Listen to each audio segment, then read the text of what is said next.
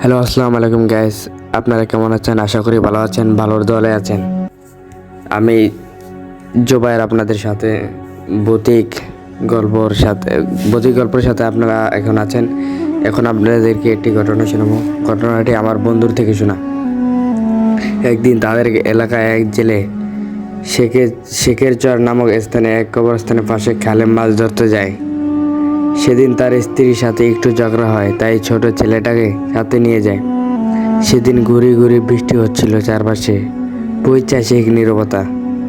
এক সময় তারা দেখলো খালের ওই পাশে দুজন আলেম টাইপের লোক তাদের দেখছে।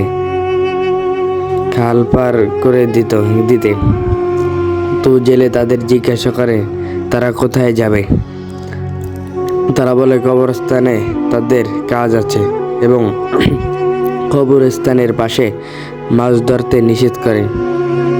কিন্তু জেলে তাদের কথা উপেক্ষা করেই মাছ ধরেছিল।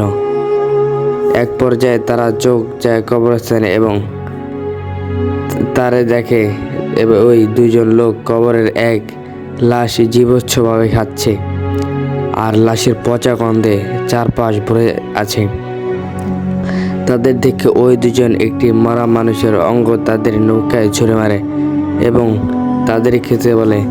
এই দৃশ্য দেখে ছোট ছেলেটি জ্ঞান হারায়। জেলেও অনেক ভয় পায় এবং বাড়িতে ফিরে আসে। তো রাতে আর কারোর সাথে তারা এই ঘটনা শেয়ার করেনি। সকালে তাদেরকে বিছানায় মৃত্যু অবস্থায় পাওয়া যায়। কি মর্মান্তিক ঘটনা।